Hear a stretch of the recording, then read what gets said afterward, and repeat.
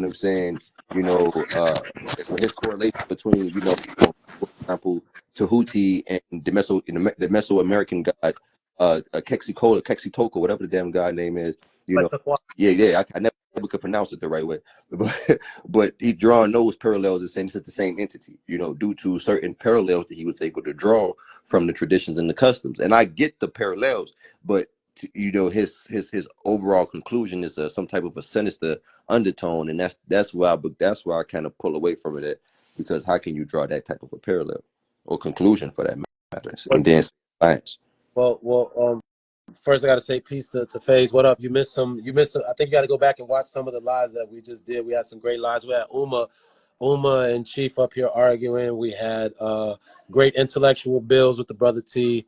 But all of the talks of today have been stemming around the origins of man or the human. You get what I'm saying? We've seen many different philosophies. I posed the question: what is the origins of man? Was man something that was self-generated? Was man created by a creator? Was man just a consequence of the procession of what we know of as life and nature, and an amalgamation of that process? You get what I'm saying? If you wanna answer that original question, you know what I'm saying? She said, "Hey, I wasn't arguing." Well, no, you're right. You weren't arguing. I think Chief was doing. Chief has this little technique he does. He just keeps speaking to not allow you to speak. But yeah, I don't know what's up with that. But go ahead. But what? God, man, my brother, man. All bad peace. What's going on, y'all? Good brother. So what's the main question? I saw that you posted a live, and I was trying to see if you were live, and you were live, so I came on. Okay. So, but the question is, what caused man to? I want to be very clear. I mean the bipedal humanoid avatar that we see before us now, right? What caused that to be? Was it self-generated? Was it created by a greater being? Was it just a consequence of the processions of life and nature, an amalgamation? You know, Well, coincidence. Let's say those are all good. Those are all good starting points or prompts. I say it's all the above, you know, and that's only based off of what we've been taught, because neither one of us have conscious recollection of that time period or that day and time, whenever it was done. Exactly. So I say it's all the above. The generative process that we went through, the evolutionary process that we went through, or have been going through, the head-to-head fusion stories about the possibility of human beings being formed from Homo erectus, all of that. So I just say, just keep it short. I don't know. I have no idea. It's all the above, based off of the stories we've been given. Absolutely, brother. I love that. I love that answer. Your answer is so ironic. I think you understand. It's parody all in that answer, man. But when you say that, so you can conceptualize a time when you weren't human. A time when I wasn't human. Yeah, you can conceptualize a time then that when you may have been a smaller or lesser mammal, so to speak. If you can, if you believe that it was all of the above, then then you could have possibly been just a progression of nature, just some type of amalgamation of a certain degree. So at some point, you could have just been like some sludge or some ooze, or maybe a lesser mammal. Are you believing that, or do you believe that you were to be is for you to be a human? I mean, because some people think being made in the image of God is the human form. Like the 5% say arm, leg, arm, kind of thing. So do you believe that? Can you conceptualize that, like being just like a lesser mammal? Not a lesser, but a smaller mammal, I'm a smaller mammal now. I know that I know that there are more advanced people than Omari or Faise One. You understand? If I were to get on the basketball court with LeBron, I'm a smaller mammal. You understand?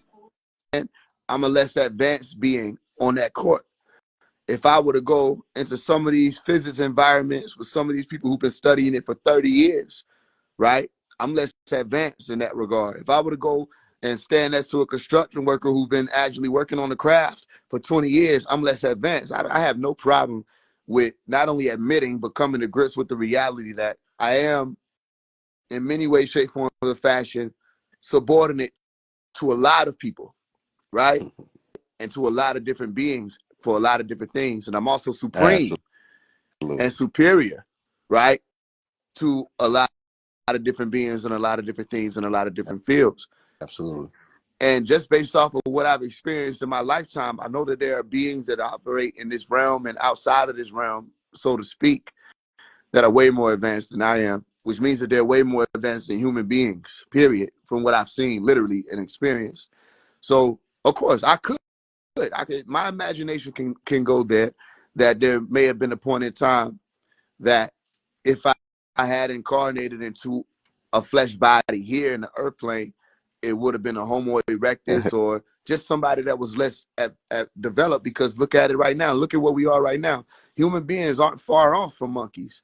It's just that our frontal lobe is more developed. So we feel, or we can make better decisions, or we can exercise critical thinking. Our prefrontal cortex is more active, and we have all these.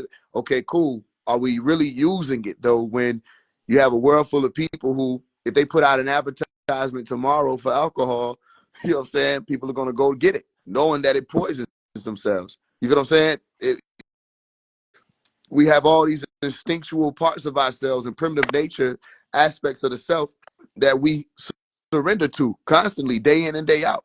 So it's like, what is the point of being able to be advanced if you don't choose advancement? And what is the point of being able to be like God and claiming that we gods, yet we're not acting as if we are?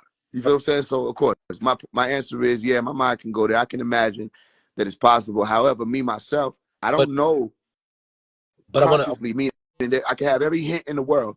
I don't consciously know whether or not I was even in your or this earth plane around those time periods for me to even be factored in as Homo erectus or whatever, Neanderthal or Denisovian, whatever.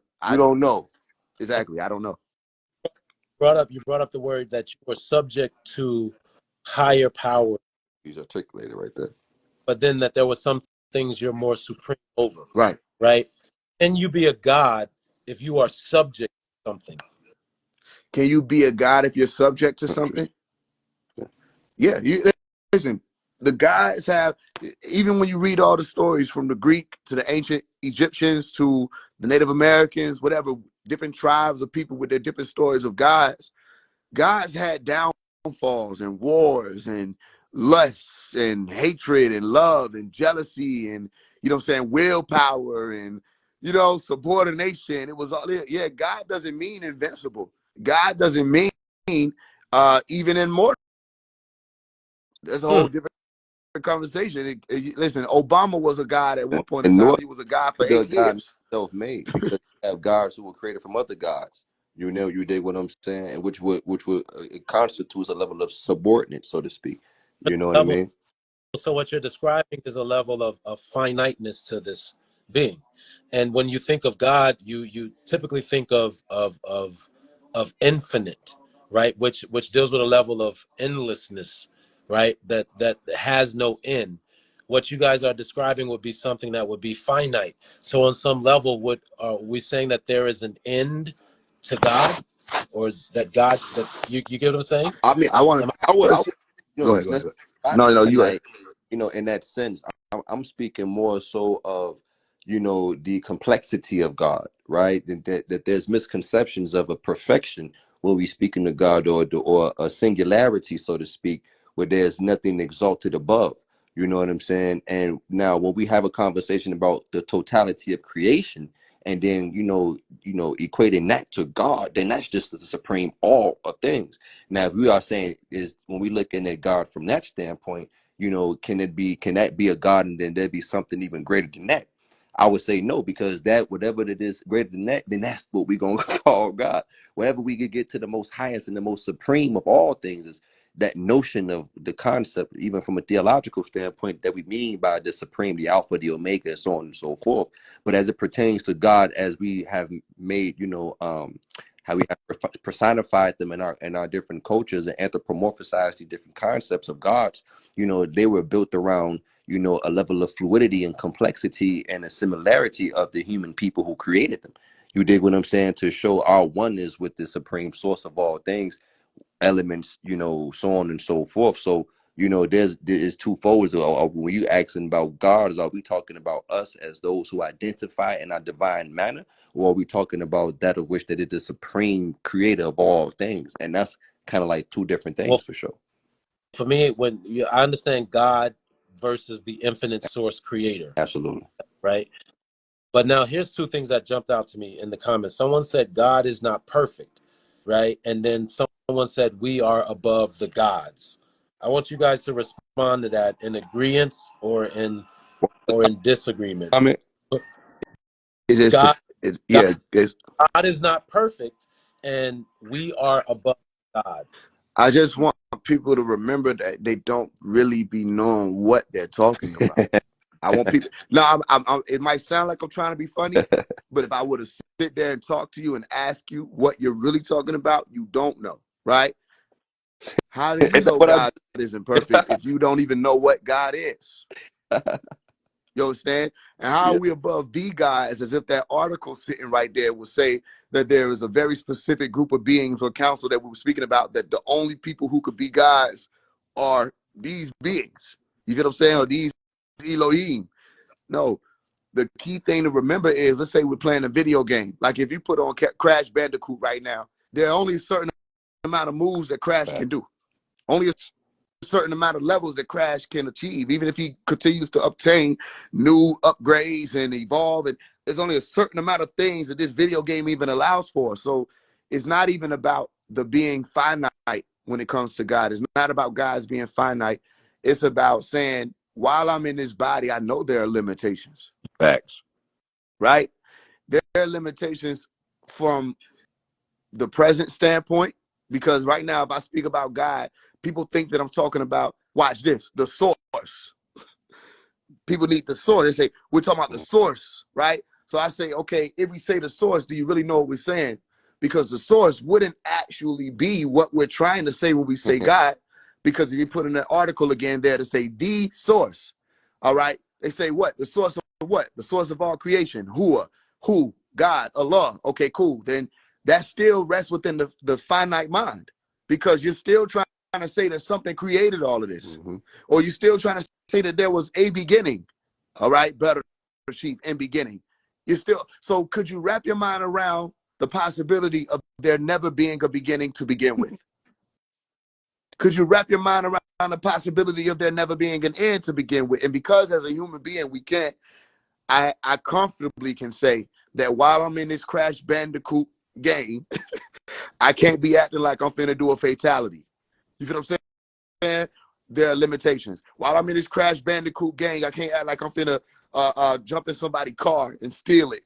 Now look, you know what I mean? And then go to the gun shop and put in some cheat codes. No, that's GTA. That's a whole other game. That acknowledgement of that limitation is the beauty of the existence, because many of us try to ignore that limitation as if that limitation somehow implies that we are a lesser degree of whoever we are, when in fact that is the purpose of it being there. So like you said, and I was just literally just articulating some of the same sentiments that you are articulating now in regards to our relationship with the I don't know, right? Because when we start talking about God, this is where we're going to have to start to get into the I don't know, because it becomes so incomprehensible. It becomes so, the words that's in our lexicon and in the linguistics that we speak and the vernacular that we have accumulated is still limiting, to your point. You know what I'm saying? This is why even in many scriptures it's even stated that the name of God is the name that only itself knows, in an attempt to be able to get you to know that whatever name that you have come up with is just a name for you to be able to help conceptualize its existence. But its existence is something that is beyond your comprehension. And that is something that we have to be able to hold on to, because with that shit feel good. That's like, woo. You fucking with something grand. And you know that they Not only is God perfect, but he would be beyond perfect. Exactly. That's why perfection is limited. Because perfect would entail, like, number one, first it would be something that is flawless, Exactly. but it would also be something that's absolute, right? But absolute is something that's not qualified, right? So God is qualified. He's beyond the qualifications. He meets the qualification and goes beyond the qualification. So he goes beyond absolute, right? And this is something that goes higher than most people can conceive, because Exactly.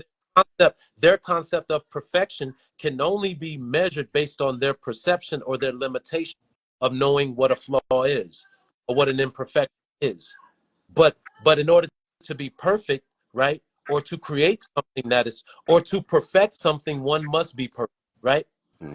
So limitations on your ability to perfect things shows that you yourself are not perfect. I would say I understand that perfection is more flawed than the definition of perfect being flawless, right? Because, you know, which is kind of going back to what you were saying. You know, when we think perfect, we think flawless, and that's where we start to get misconstrued, and you start to see so many different misconceptions come up as it pertains to perfection in regards to God, so to speak. So I 100% agree with you. I think I understand our definition of perfection is flawed more so than the definition of perfection being flawed or flawless, so to speak. Right. So once we began to train, that's why I went to the space of I don't know, right? Because in that space is when I have reached the threshold in which my comprehensive wisdom, understanding, and knowledge has led me to this space where I'm like, man, look, that's as far as I can take it right here where I'm at. You know what I mean? Which when we starting to have conversations about God. So when we use, you know, titles like perfect and so on and so forth, it's just to do the best we can to try to, you know, conceptualize this concept of, you know, beyond all things. You dig what I'm saying? You know, or all things accumulated for that matter. So, you know, I'm going to always be in this space of, you know, we don't know. I don't know. And I don't want to say we because I don't want to impose upon no other person, but I don't know who and what God is. and look, check this out. Meanwhile, they coming out even since 1943 when they started to first go on their journeys of advancements with that type of technology, the computer, which had a job to do, which was to compute. They've gone quantum, and they say, oh, we're going quantum. We bringing in the quantum computers, meaning we really want to quantify, and they're answering a question, because when you look at the etymology of the word quantum, you find how much or what is the amount of this, right? We're trying to find what is the most basic or the most discrete unit that we need to be able to add up what this reality is, which is why the quantum and the atomos, which is the atom, go hand in hand when you get into alchemy. We were just speaking about alchemy with the brother Young Elder, right? A lot of people are trying to factor in numbers. Oh, we got to figure out God. They trying to factor in math. We're trying to figure out who God is. But they have to remember the reason why the computer was even brought forth was because human beings were not able to, at that time, and they still aren't able to, make the types of calculations and complete the type of equations and solve them the same way this computer was programmed to be able to do. So why is the quantum computer here, and what is it even doing? It's attempting to solve this question about God, because God in the Americas, which is where all of this is even streaming from, was saying the all. And if you're saying the all, what you're literally saying is all existence, which means that within itself is perfect. If you're saying full, that within itself is perfect. If you're saying wholesome, which is why you're saying, well, it doesn't necessarily mean flawless, because name an imperfection. In all actuality, could you really name an imperfection? Imperfection is just a word that helps us to figure out one of the other laws of the Americas, which is the polarity, that say that, well, if something's perfect, then there must be an imperfect. You say, well, if there's an all, then there must be a nothing. You know what I'm saying? Exactly. If there's an everything, which will be the all, then there must be a nothing, which is why they were saying you cannot add or take away. There's no negative or positive that you as a human being who's resting within that concept or the confines of that all can't even add to this reality. So my point is this: when we're saying God, even when it comes to the naming God, who is to say, literally, who is to say what the name of God is, or whether or not there is a name? You understand? That part. How could you name all things? If you were to say the name of God, then you would literally have to take the time as a human being, which right now, they even said, my spirit shall not always strive with man, for he is but flesh. His years shall be 120. You don't meet most people in their lifetimes finding out that they can live 120 years beyond. Most people will leave here by the time they're 70 years old. You understand? You don't have time enough to name every atom, every element, every cell, every piece of bacteria or autosome, or all the different forms of leaves, and all the different cells that make up those leaves, and all the different processes that come together. You don't have time to name God, because if you were to name God, you would have to put a tone or a frequency to literally every single thing that takes its form in your reality that you can fathom. So then why don't people find comfort in their exploration as the human being that they're taking the form of in that time period, saying that this is what I'm here to do, I'm here to be, I'm here to explore? Why do you want to compare yourself with all things instead of just realizing you exist alongside, within, without all things? I'm not trying, listen, my goal here is not to try to be God or play God when I know I didn't put that sun there. I didn't put that moon there. I didn't form the earth. I didn't put the water here. I didn't say when we give these people these two things, these two sacks, this long compartment, that they're going to be able to breathe in, take in oxygen, and breathe out carbon dioxide. I didn't do that. Something else, even if it was the formation or the motion of the universe itself, allowed for this to exist. So if I don't know, here's what I'll leave you with. If I don't know how the sun got there, if I don't know how this clock got here, that's called this time frame that we have, if I don't know the shape of the earth, meaning I haven't been outside the earth, why would I trouble myself with any type of illusions saying that this is this or this is that, when in all actuality, the truth is, I don't know. And that allows for you to ask more questions and to become more scientific. And if you really want to learn more about God, the field that you should be in right now is quantum physics, because their computers are figuring it out. Now, man, you literally just echoed like everything I've been saying tonight, brother. Yeah, we've been seeing. Yeah, this is going. Yeah, it's just confirmation, affirmation. Absolutely. Now, here's what I would say though, because you know, what's your stance on Dr. Gabriel Yeager and the Gaget theorem? The who? Gaget theorem. Now Dr. you Gabriel. got to break that down. That's new to me. The great almighty grand unifying theorem. Mm-hmm. He believed that I believe he's proven mathematically. Well, That's yeah, why it's a theorem, not a it's a theorem. Yeah. So but basically proven that, well, there's an absoluteness to things, that there is the singularity that created the multiplicity. Absolutely. Right? And when we're seeing this multiplicity, what it is just we're actually seeing the singularity multiplying upon itself. Right? Yeah. We're actually, it's the same thing, but just in a different form, or just like doubling itself, or just, taking on this. Right? Like hydrogen it's only hydrogen, right? If I add another atom, it becomes another element, right? But it's still just, but to that being said, if it's all just hydrogen, then what is carbon? Well, before we get to that question, the reason why I brought that up to the brother, because he had mentioned the introduction of numbers by man in an attempt to, make sense of God, so to speak. And he broke down what the quantum realm was being able to do, which was to tap into things from a quantum level, so to speak. Which is deeper than the physics. Tap just a deeper level of physics, so to speak. The sub level of physics, as I call it.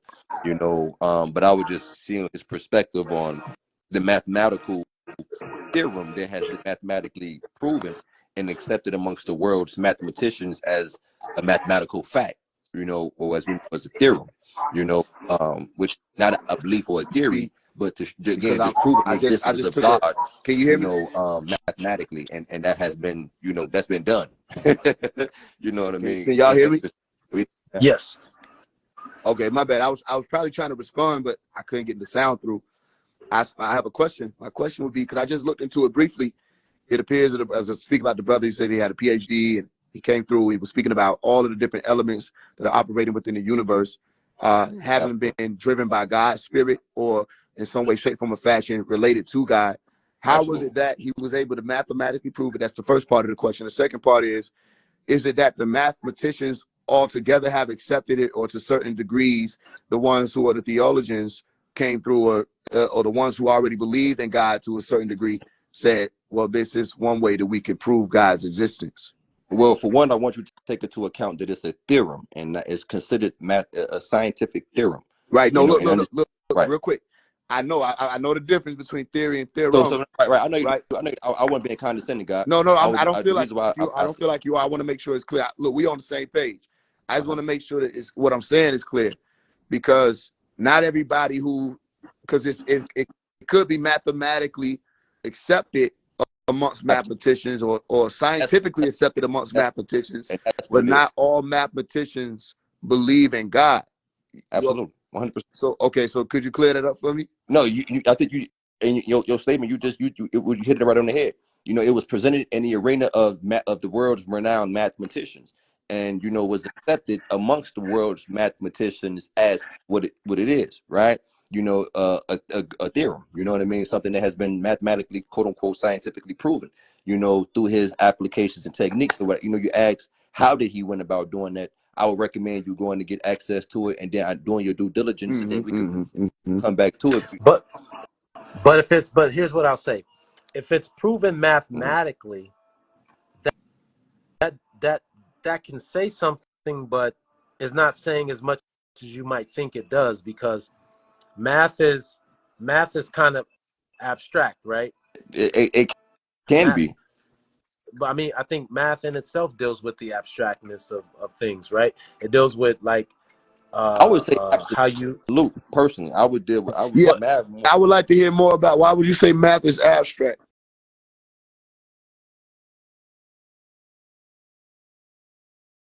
Because math is abstract. Like if you was to look up math right now, it will probably tell you that math is an abstract. Math is not concrete. And the reason why math is not concrete, this is why you have the thing in math called ciphers. And numbers can mean what you want them to mean. In your equation, the numbers could mean one thing. In my equation, the numbers could mean one thing. X could mean formulas, but that's what the equation does. It governs the concepts that's being used. So no, you said formulas. You said formulas do, but not the ciphers. But the ciphers don't. But the formula. But I'm saying the equation is built around the formula, correct? Hold on. Let me grab it. Hold on. Let me show you something. If we talking about area, or of a triangle, you know what I'm saying? That's absolute. What is math? Okay, look at this. This is math. Can you see that? Yes, sir. What'd that say? Abstract science of numbers. Wait, stop right there. See? Yeah, I'm with you. The abstract. That's deep. The abstract science of number, quantity, and space. It's not dealing with the concrete. It's what makes it concrete is something different, right? But we're talking about math, the math of it, and math is abstract. That's why I say in math you have something called ciphers. Those things you call numbers, and they are to represent that idea or that abstractness that you are referring to, whether it be in the sense of a quantity, right? Like how many, right? Or whether it's dealing with an object or whatever. But it still starts off with. So I guess my question is, can the math lead to a state of absolute as far as no math doesn't lead to a state of absolute. What math does is it quantifies. It can attempt to quantify this thing that you are calling absoluteness, right? I would agree with that. It would attempt to quantify. I would agree with that 100% wholeheartedly. Now does that, what does that say as in science or practice as it pertains to math? Does it give it a level of more credibility to its findings over, let's say, something like, you know, a philosophy, so to speak? Well, there's no separation with math. Math is a form of philosophy. Okay. Math is a science, and science is a form of philosophy. So there's no separation. And there's no separation with math and spirituality, which is also, spirituality is a form of philosophy, Yeah. right? So that's why you have the same words and the same vocabulary in spirituality that you have in math, right? You deal with frequency, you Okay. deal with vibration, you deal with averages, you see what I'm saying? All these are, you deal. No, that was, I like that, because, but I think that I guess what I was essentially alluding to with the what math does, it is another space of science, right? Like we just talked about, right? And again, like you say, it attempts to quantify something, right? Which is what we start to see, this the notion of absolute. This plus this is this, and this is the, you know, formula in which that we use to be able to get here, and then being able to break the practicality down of that. You know what I mean? And that's what math is, and it just leads to a certain level of credibility for the science or the findings, like this is this because of such. Whereas philosophy is more so, you know, it does deal with a lot of theories and possibilities and so on and so forth, that's void of quantifying, so to speak, in the same way that math does. Does that make sense?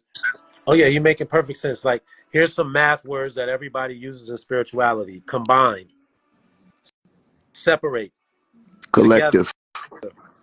change, times, Absolutely. this times, Yeah. this times, remaining, increase, total, absoluteness, There shared, Yeah. the Yeah. sum of a thing, something, you know, fewer, lesser, product. Power. Yeah. Yeah. These are power. Yeah, split. All these are mathematical terms, Absolutely. right? But there is no separation. That's I why I feel say you can't. what you're saying. So we're talking about philosophy. Philosophy breaks down into all the sciences that we know. They're all forms of philosophy. And what is philosophy? Philosophy is asking the For question. sure. It's the asking of the For sure. question. And how we ask the question is based upon whatever tools or our observances or our the gnosis that we're using. If we are observing the phenomenon, right, and watching the movement of the phenomenon, we might call that astrology, right? Or if it's on a microscopic level, we're going to call that chemistry, right? Or biology, if we can see it and observe it this way. Or if it's, you know, it's all Yeah. different. It's all different forms of 100. philosophy. Or just I call them the sciences.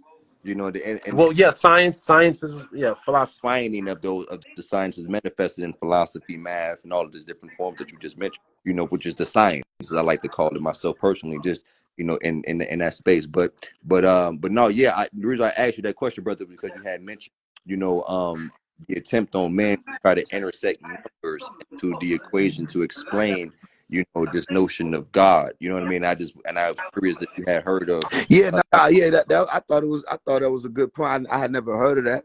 yeah, I always appreciate being introduced to new likewise. things, to new sciences. I'm gonna definitely look into the brother Gabriel and see what he brought to the table. Yeah. Other than that, my only question would have been, which mathematicians, specifically notable mathematicians, would have been the ones who would have accepted it, and did they believe in God prior to accepting it? Because look at it like this: if the mathematicians accept the thing, if the scientists accept the thing, the neuroscientists accept the thing, or whoever, the different studies, different fields of study, accept a certain types of thing, they say is peer reviewed. You have to question who are the peers. 100% you do. You have to still look at, even though it's peer review, you still have to question, like, who were the people who reviewed it? What did they already Well, believe in a certain thing? Did they already have certain bias. things? Yeah, yeah, for sure. With You feel And me? then objectivity in the assessment, Exactly. the peer. That's what, and even and when that's we not call, to go ahead. go I'm sorry. Go ahead. ahead, Heavy. You Now I got was it. going to say, I'm right there. we call them scientists, which is not a correct word for some of them. Some of them are researchers. When you go back to the word, what science means to To know, know facts. right? To know. And some of them don't know. They're still researching. Yeah, So they're not scientists in their field. They're more or less researchers in the Mm-hmm. field of this particular science. And it's hard to even call it a science because the science doesn't know. but The the science, researching of it to uncover what is unknown to be unknown.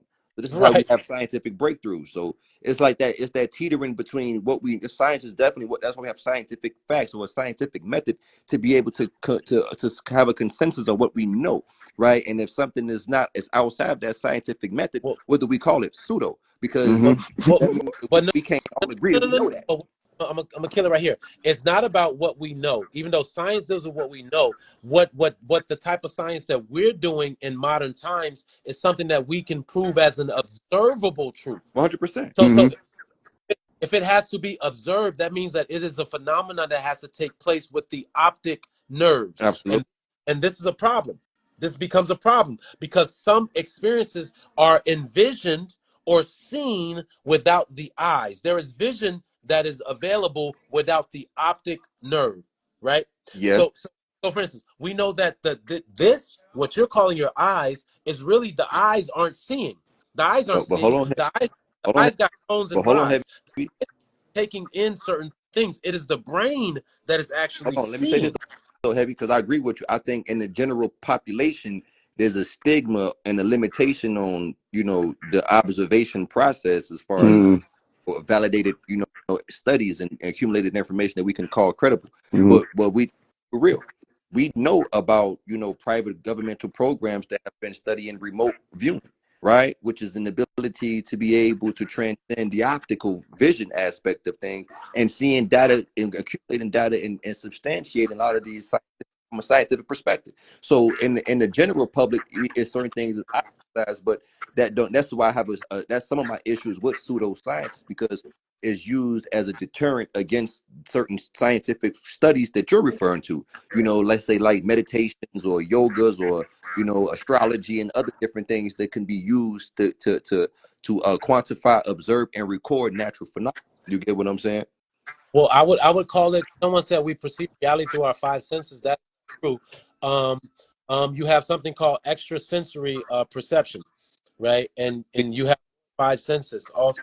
But that's what Uh, I'm referring right. to. The study those things is something that is not generally accepted as science. It's considered pseudoscience. But we know that it is being taken seriously in these different private governmental, research programs. Like we know about the man who stared goats and this remote viewing program that was released document. We can substantiate that that's not a pseudo claim. You know what I mean? And they've been doing real research to substantiate this science.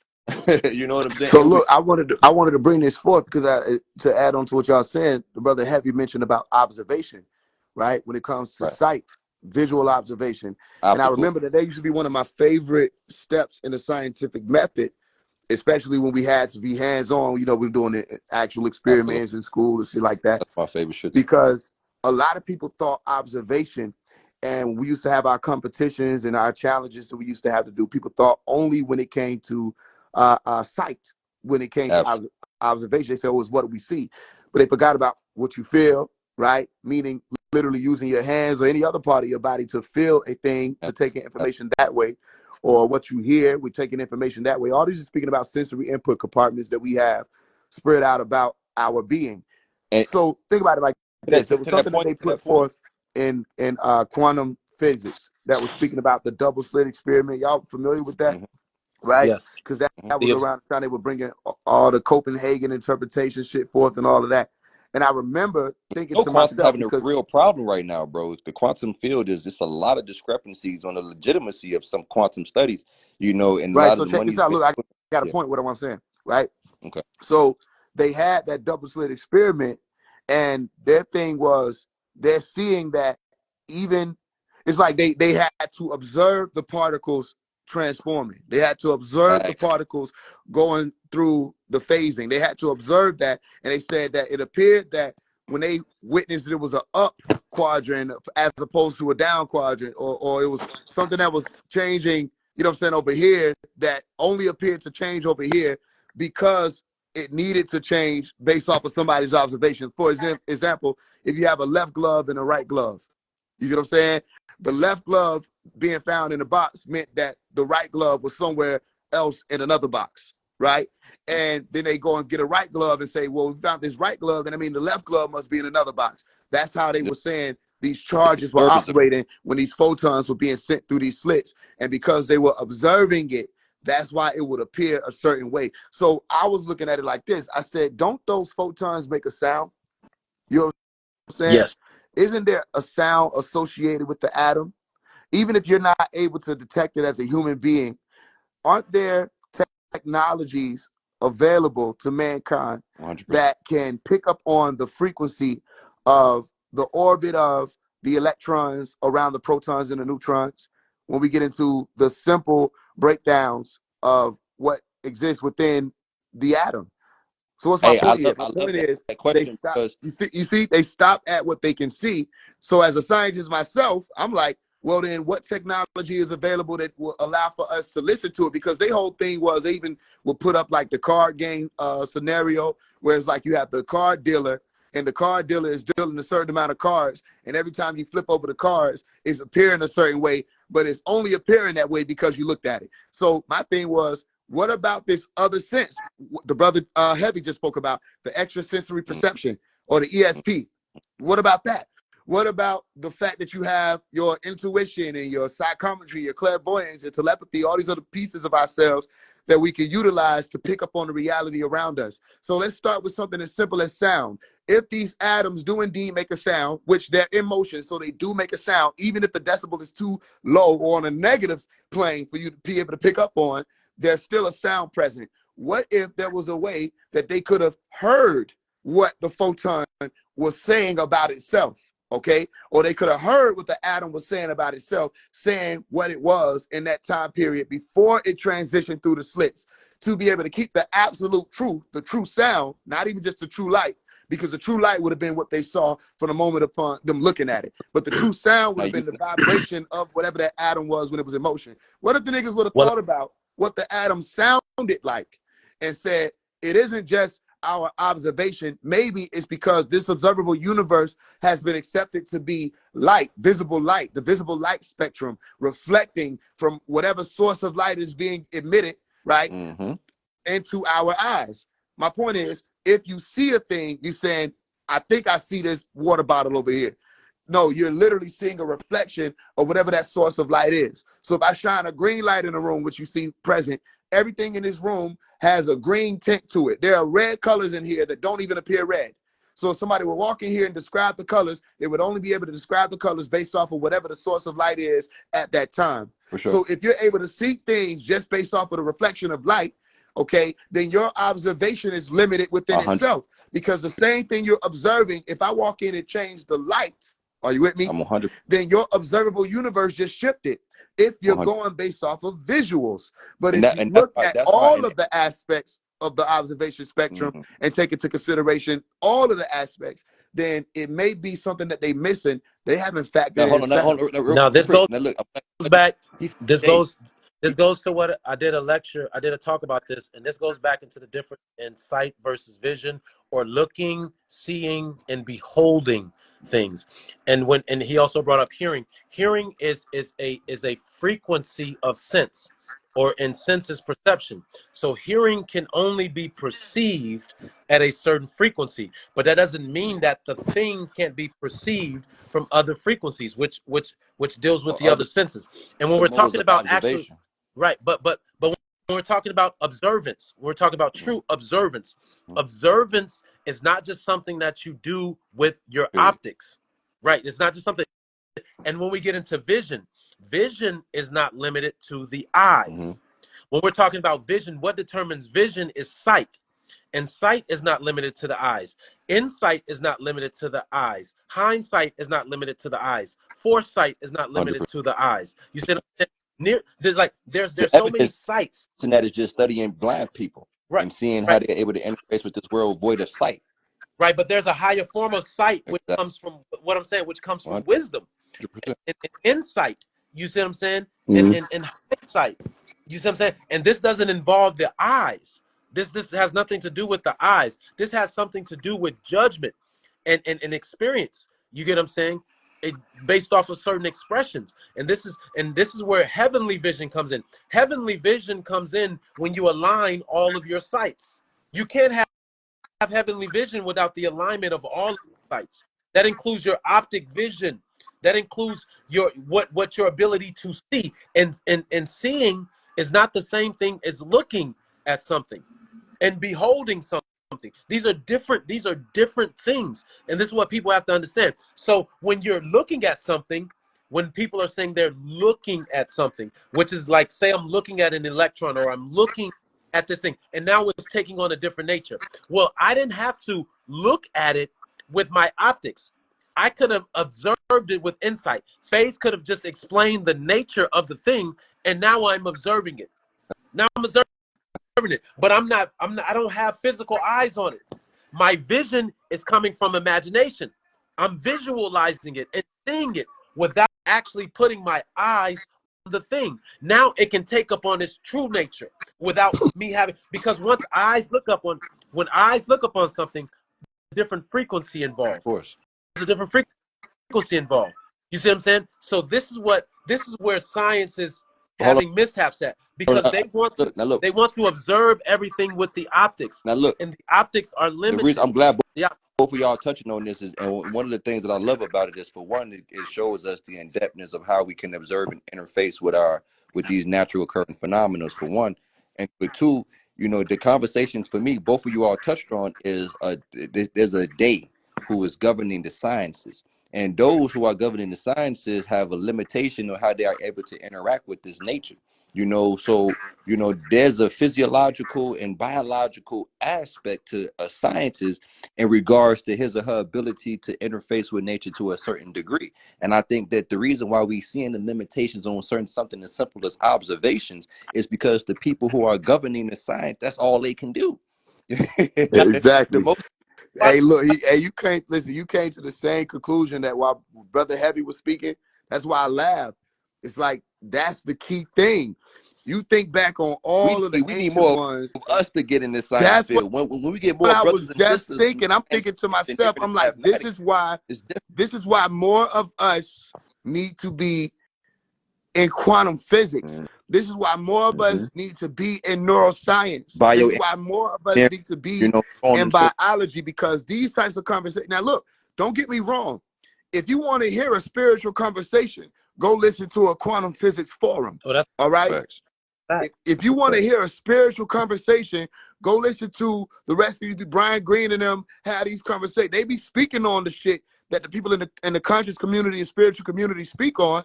It's just that they're speaking on it from the scientific sense of, we actually doing these experiments. Now watch this.